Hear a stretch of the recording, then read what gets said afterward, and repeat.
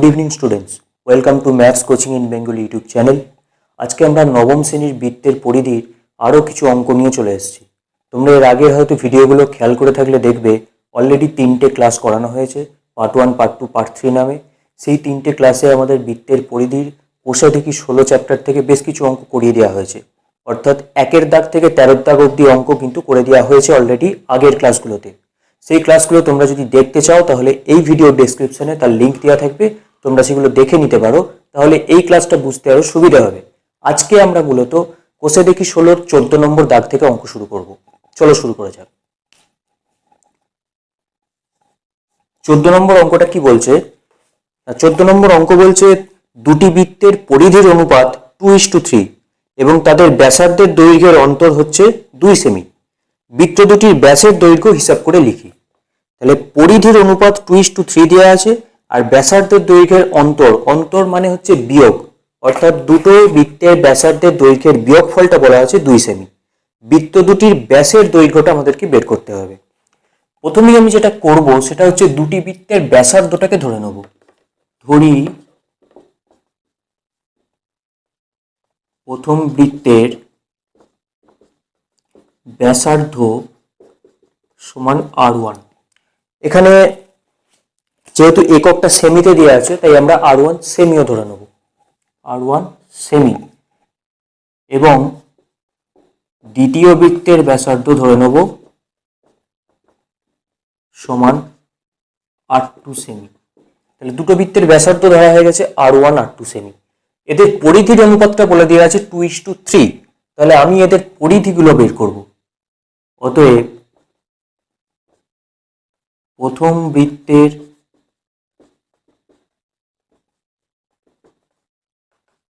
পরিধি সমান 2πr1 এত সেমি। ওকে, পরিধি সূত্র অনুযায়ী। একইভাবে দ্বিতীয় বৃত্তের পরিধি হবে 2πr2 সেমি। এখন এদের অনুপাতটা যদি বের করা হয়, পরিধির অনুপাত, তাহলে কি হবে? অনুপাত কিভাবে বার করে তোমরা সবাই জানো। অনুপাত হবে 2πr1/2πr2, প্রথম বৃত্ত ইস্টু দ্বিতীয় বৃত্ত। এখানে বলা আছে 2:3। আমরা জানি অনুপাত 2:3 মানে সেটাকে 2:3 লেখা যায়, ঠিক আছে। এখন আমি উপর নিচে যদি 2π ক্যান্সেল করে দিই, তাহলে আমি কি পাবো? আমি পাবো বা R1/R2 সমান 2/3, বা এখান থেকে আমি কি পেয়ে যাব? R1 সমান 2/3R2। এটাকে আমি একটা নাম্বার দিলাম, 1 নম্বর সমীকরণ ধরলাম। ওকে, এই পর্যন্ত আশা করি বুঝতে কোনো অসুবিধা নেই। এরপর আমরা দেখো এখানে R1/R2 এর মানটা পেয়েছি 2/3, অর্থাৎ এটাকে যদি আমি অনুপাত আকারে লিখি তাহলে R1:R2 হচ্ছে 2:3, তাই তো লেখা যায় তো।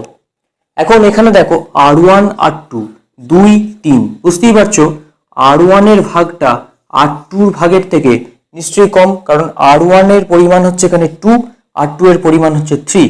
তাহলে বুঝতেই পারছো R2টা কিন্তু বড়। কার থেকে বড়? R1 এর থেকে বড়। এই জিনিসটা কিন্তু মাথায় রাখতে হবে। কেন মাথায় রাখতে হবে? কারণ এখানে ব্যাসার্ধের দৈর্ঘ্যের একটা অন্তর আসবে, বিয়োগফল আসবে, আর বিয়োগ করার সময় সবসময় বড় থেকে ছোটটাকে বিয়োগ করতে হয়। তাই আমাদেরকে এখানে বড় কোনটা ছোট কোনটা সেটা দেখে নেওয়াটা খুব জরুরি জিনিস। এবার আমরা যেটা করব, এটা মুছে দেবো। মুছে দিয়ে আমাদের বলা আছে দুটি বৃত্তের, দেখো আমরা লিখে নেবো, যেহেতু দুটি বৃত্তের ব্যাসার্ধের অন্তর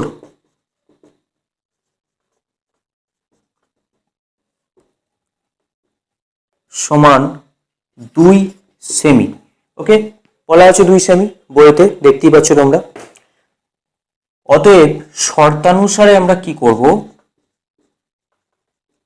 তাহলে বড় হচ্ছে R2, ছোট হচ্ছে R1, তাহলে বড় R2 মাইনাস ছোট R1 এটাই 2, এটা কিন্তু বলে দেওয়া আছে।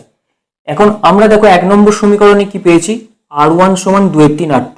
এই মানটা আমরা বসিয়ে দেবো, লিখে দেবো 1 নম্বর থেকে R1 সমান 2/3R2 বসিয়ে পাই, ঠিক যেভাবে আমরা পরিবর্ত পদ্ধতিতে সমাধান করি। এখানে R1 এর পরিবর্তে R2 2 এর 3 R2 বসিয়ে দেবো। দেখো তাহলে R2 মাইনাস R1 ছিল 2, R2 রেখে দিলাম, R1 এর জায়গায় 2 এর 3, R2 সমান 2। ঠিক আছে, বা এটাকে যদি আমি লসাগু করি তাহলে হবে 3R2 মাইনাস 2R2/3 সমান 2, বা যদি আমি করি R2/3 সমান 2, বা R2 সমান আমি পেয়ে যাচ্ছি 6 সেন্টিমিটার। R2 কি ছিল? দ্বিতীয় বৃত্তের ব্যাসার্ধ, তাহলে দ্বিতীয় বৃত্তের ব্যাসার্ধ পেয়ে যাচ্ছি 6 সেন্টিমিটার। একইভাবে অতএব R1 তাহলে কি হবে? R1 তাহলে হবে, দেখো এখানে আমরা পেয়েছি R2 মাইনাস R1 মানে 2, তাহলে R1 যদি বার করতে হয়, কিংবা এই সমীকরণটাই দেখো R1 হচ্ছে 2 এর 3 R2, আমরা যদি বসিয়ে দিই 2 এর 3 R2, R2 এর মান কত? 6, সো 2 এর 3 ইন্টু 6 কাটাকুটি হয়ে গিয়ে হয়ে যাচ্ছে 4 সেমি। তাহলে প্রথম R1 যে প্রথম বৃত্তের ব্যাসার্ধ ছিল R1, তার মান পাচ্ছি 4 সেন্টিমিটার, দ্বিতীয় বৃত্তের ব্যাসার্ধ R2 মানে 6 সেন্টিমিটার। এখন আমাকে বার করতে বলেছে কি বৃত্তের ব্যাসগুলো, অর্থাৎ ব্যাসার্ধের দ্বিগুণ মানটা আমাকে এখানে বের করতে হবে।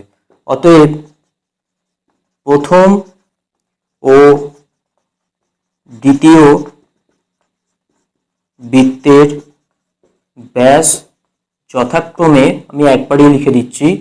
প্রথমটা হচ্ছে 2R2 সমান 12 সেমি এবং 2R1 সমান 8 সেমি। ঠিক আছে, এই হচ্ছে আমার উত্তর। যদি এই অঙ্ক সম্বন্ধে কোনো প্রশ্ন বা জিজ্ঞাসা থাকে তোমরা অবশ্যই কমেন্ট করে জানাবে, আমি তার উত্তর দেবো। চলো এরপর চলে যাব 14 পরে 15 দাগের অঙ্কটা। 15 অঙ্কটা বলছে 196 বর্গ সেমি ক্ষেত্রফলের একটি বর্গাকার পিতলের পাত থেকে 4টি সর্ববৃহৎ বৃত্তাকার পাত কেটে নেওয়া হলো। প্রতিটি বৃত্তাকার পাতের পরিধি হিসাব করে লিখি। কি বলছে? 196 বর্গ সেমি ক্ষেত্রফল বিশিষ্ট একটি বর্গাকার পাত আছে। তাহলে পাতটা এঁকে নিই প্রথমে।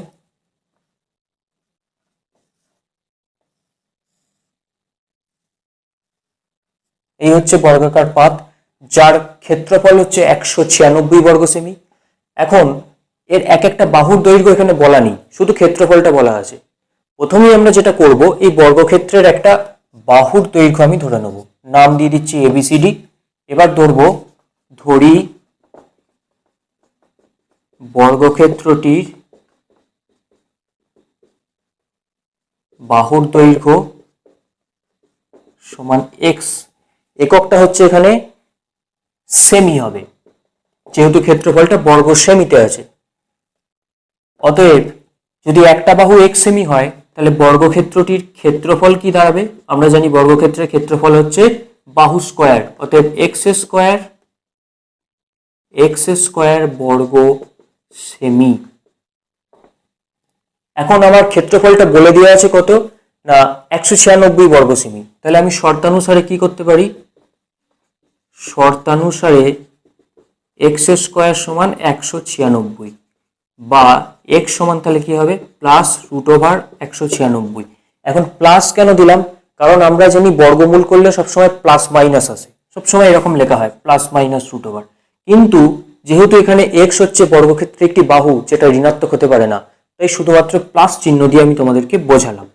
এটা হয়ে যাচ্ছে 14 সেমি, অর্থাৎ বর্গক্ষেত্রের এক একটা বাহু হয়ে যাচ্ছে 14 সেমি করে। এখন বলা হয়েছে এই বর্গক্ষেত্র থেকে এমন 4টে সমান বৃত্তাকার পাত কেটে নিতে হবে যাদের দৈর্ঘ্য সমান এবং সর্ববৃহৎ হবে তাদের ক্ষেত্রফলটা। 4টে সমান সর্ববৃহৎ ক্ষেত্রফলযুক্ত বৃত্তাকার পাত কিন্তু এই বর্গক্ষেত্র থেকে কাটতে হবে। সেটা করতে গেলে কিভাবে মাপটা নিতে হবে দেখে নাও। এই বর্গক্ষেত্রকে আগে সমান 4 ভাগে ভাগ করতে হবে। সরি, আমার লাইনটা বেঁকে যাচ্ছে, সমান 4 ভাগে ভাগ করতে হবে। এই হলো সমান 4 ভাগে ভাগ। এই ভাগটার ক্ষেত্রফল যা, এটারও তাই, এটারও তাই, এটারও তাই। এইবার আমাদেরকে বৃত্তটা যদি এইভাবে আঁকা হয়, ঠিক প্রত্যেকটার গায়ে গায়ে ঠেকিয়ে, তবেই একমাত্র সমান এবং সর্ববৃহৎ ক্ষেত্রফলযুক্ত বৃত্তাকার পাতগুলো কেটে নিতে পারবো। এই হচ্ছে ছবি। এখন এই ছবি দেখে পরিষ্কার বোঝা যাচ্ছে এই বৃত্তের ব্যাসটা হচ্ছে এইটা, আর এই বৃত্তের ব্যাসটা হচ্ছে এইটা। দুটো বৃত্তের ব্যাস মিলিয়ে কিন্তু টোটাল এই বর্গক্ষেত্রের দৈর্ঘ্যটা পাওয়া যাচ্ছে। তার মানে প্রথমের দুটো বৃত্তের ব্যাসের যোগফল হচ্ছে 14 সেমি। তাহলে এক একটা বৃত্তের ব্যাস কত হবে? 14 হাফ। চলো আমরা অঙ্কটা করে দেখে নিই। আমরা এখানে এক লাইন লিখবো যে 4টি সমান সর্ববৃহৎ ক্ষেত্রফল যুক্ত বৃত্তাকার পাত কেটে নিতে হলে, হাতের লেখা তোমরা নিশ্চয়ই আশা করি বুঝতে পারছো। যদি বুঝতে না পারো কমেন্ট করে জানাবে, আরো বড় করে পরের ভিডিও থেকে আমি লিখবো। পাত কেটে নিতে হলে দুটি বৃত্তের এই মিলিত ব্যাসটা সমান 14 সেমি বা বর্গক্ষেত্রের বাহুর সমান হতে হবে। বর্গক্ষেত্রটির বাহুর সমান হতে হবে। ঠিক আছে, এই হলো আমাদের মেন বিষয়। মেন বিষয়টা আমি এখানে ক্লিয়ার করে দিলাম যে দুটো বৃত্তের মোট মিলিত ব্যাসটা যদি বর্গক্ষেত্রের বাহুর দৈর্ঘ্যের সঙ্গে সমান হয় তবেই এইভাবে আঁকলে পরে আমরা 4টি সমান এবং সর্ববৃহৎ ক্ষেত্রফলযুক্ত বৃত্তাকার পাত পাবো। এখন যদি এটা হয় তাহলে প্রত্যেকটি বৃত্তের ব্যাস কত হবে? ব্যাস হয়ে যাবে 14/2, কারণ দুটোর মিলিত ছিল 14 সেমি। তাহলে একটা বৃত্তের ব্যাস হয়ে যাবে 7 সেমি। ব্যাসার্ধ নয় কিন্তু, একটা বৃত্তের ব্যাস হয়ে গেল 7 সেমি। এইটা কিন্তু মাথায় রাখতে হবে। অতএব প্রত্যেকটি বৃত্তের ব্যাসার্ধ এবার বের করব। ব্যাসার্ধ, তাহলে ব্যাস 7 হলে ব্যাসার্ধ হবে 7/2 সেমি। অতএব প্রত্যেকটি বৃত্তের পরিধি বের করব। পরিধির সূত্র হচ্ছে 2πr। এখানে 2π মানে 22/7, আর মানে 7/2। দেখো 7 7 কাটছে, 11 হয়ে গেল 22কে কেটে। অতএব 2 × 11 সমান 22 সেমি হচ্ছে উত্তর। অর্থাৎ প্রত্যেকটা বৃত্তাকার পাতের পরিধির দৈর্ঘ্য হচ্ছে 22 সেন্টিমিটার। সেটাই আমাদেরকে চেয়েছে, তোমরা দেখে নাও। কোশ্চেন নাম্বার 15, প্রতিটি বৃত্তাকার পাতের পরিধি হিসাব করে লিখি। উত্তরটা লিখে দেবে, প্রতিটি বৃত্তাকার পাতের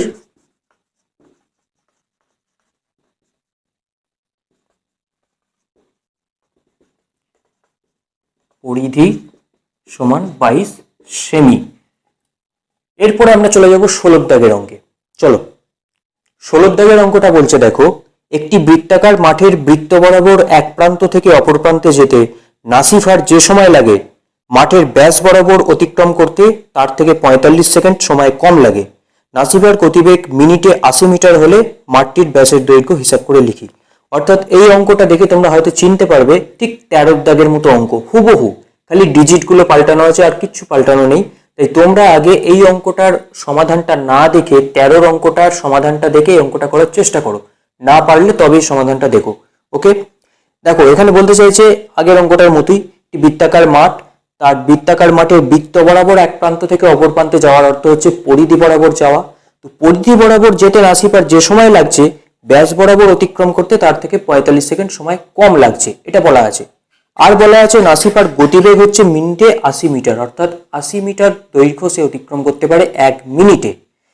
তাহলে আমাদেরকে বলছে মাঠের ব্যাসের দৈর্ঘ্য কত হিসাব করতে হবে। চলো প্রথমে আগে মাঠটা এঁকে নিই।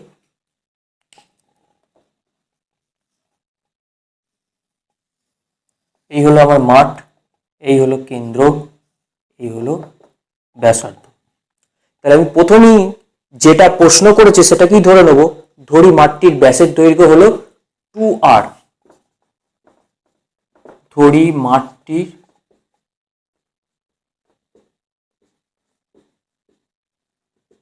ব্যাসের দৈর্ঘ্য, তোমরা এখানে ব্যাসার্ধের দৈর্ঘ্য নিতে পারো আর হিসাবে, যা খুশি। আমি যেহেতু ব্যাসটা বার করবো তো এই ব্যাসটা বোঝানোর জন্য প্রথমেই ব্যাসটা ধরে নিচ্ছি। ব্যাসের দৈর্ঘ্য সমান r মিটার ধরে নিলাম। অতএব মাঠটির ব্যাসার্ধ সমান, সরি এটা 2r মিটার, ব্যাসটা 2r মিটার, ব্যাসার্ধ হলো r মিটার। ওকে, এবার দেখো, এবার বলছে মাঠটির পরিধি কত হবে? মাঠটির পরিধি হবে, ব্যাসার্ধ যেহেতু r, তাহলে 2πr মিটার। 2πr মানে হচ্ছে 2 গুণিত 22/7 গুণিত r, মানে হচ্ছে 44/7r, 44/7r এত মিটার। ওকে, তাহলে এই হলো মাঠের ব্যাস, ব্যাসার্ধ, পরিধি। এবার বলতে চাইছে যে বৃত্ত বরাবর অর্থাৎ পরিধি বরাবর এক পাক পরিক্রমণ করতে যা সময় লাগে, পুরো ব্যাস বরাবর পরিক্রমণ করতে তার থেকে কত সেকেন্ড সময় কম লাগে? না, 45 সেকেন্ড সময় কম লাগে। যেহেতু এখানে গতিবেগটা দেওয়া আছে 80 মিটার প্রতি মিনিট, তাই আমরা এখানে 45 সেকেন্ডটাকে মিনিটে কনভার্ট করে নেব। অর্থাৎ 45 সেকেন্ড সমান 45/60।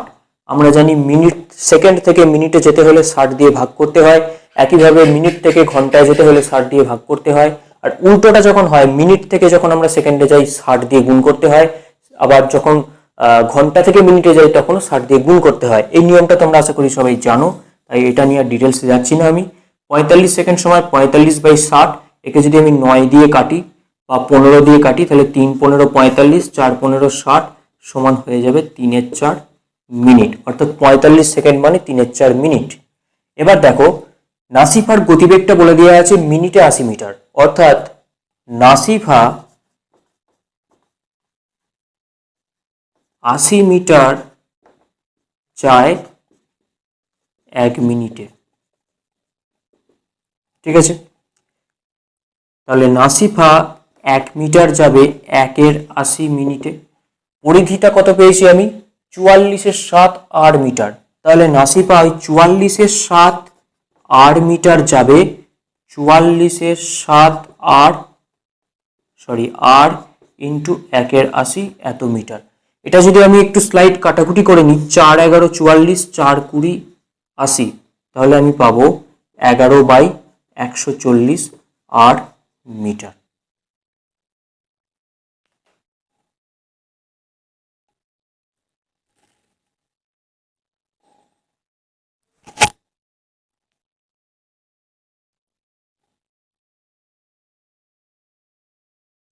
এবার দেখো, একইভাবে নাসিফা যখন 80 মিটার যায় 1 মিনিটে, তখন নাসিফা 1 মিটার যাবে 1/80 মিনিটে। এবং তখন নাসিফা যদি ব্যাস বরাবর যায়, ব্যাসের দৈর্ঘ্য আছে 2r মিটার, তাই 2r মিটার যাবে 2r/80 মিনিটে। কাটাকুটি করলে হয়ে যাবে r/40 মিনিটে। তাহলে দেখো, পরিধি বরাবর যেতে সময় লাগছে 11/140 r মিনিট, আর ব্যাস বরাবর যেতে সময় লাগছে r/40 মিনিট। এখন বলা আছে পরিধি বরাবর যেতে যা সময় লাগে, ব্যাস বরাবর যেতে তার থেকে 45 সেকেন্ড অর্থাৎ 3/4 মিটার সময় কম লাগে। তার মানে কোনটা দিয়ে যেতে বেশি লাগে? পরিধি দিয়ে যেতে বেশি লাগে। তাহলে আমি এখানে শর্তানুসারে করব 11/140 r মাইনাস r/40 সমানই হয়ে যাবে 3/4। ঠিক আছে, এরপরে দেখো, আমি যদি rটাকে কমন নিই, 11/140 মাইনাস 1/40 সমান হয়ে যাবে 3/4। এবার rটা রইল, ভেতরে আমি যদি লসাগু করি 40 আর 140-এর লসাগু হবে 280। তাহলে আমি এখানে যদি করি তাহলে এটা 22 আর এটা হয়ে যাবে 7 সমান 3/4, বা r ইন্টু এটা হয়ে যাচ্ছে 15/280 ইকুয়ালস টু 3/4, বা r সমান হয়ে যাচ্ছে 3/4 গুণিত 280/15। 3 5 15, 4 17 280, 5 14 270, বা r সমান হচ্ছে 14 মিটার। ঠিক আছে, আমাকে এখানে বার করতে হবে কি মাঠটির ব্যাস, অর্থাৎ টোটাল এবিটা। ব্যাসার্ধ যদি r হয়, ব্যাসের দৈর্ঘ্য আমরা পেয়েছি 2r, অতএব ব্যাস সমান 14 গুণিত 2 সমান 28 মিটার। এই হয়ে গেল আমাদের উত্তর। 16 নম্বর অঙ্ক কমপ্লিট। এই চ্যানেলে নবম শ্রেণীর আরও অনেক ক্লাস নিয়ে আমরা হাজির হব। যদি মনে হয় এই ক্লাসগুলো তোমাদের প্রয়োজন, তাহলে এই ভিডিওর নিচে যে সাবস্ক্রাইব বাটনটা আছে সেটিতে তোমরা প্রেস করে দাও এবং পাশের বেল আইকনটিতে ক্লিক করে দাও। অল নোটিফিকেশনে ক্লিক করলে এর পরবর্তী যে ভিডিওগুলো আপলোড করব সেগুলো তোমরা সহজেই দেখতে পাবে। Thank you. আজকের মতো এই পর্যন্ত।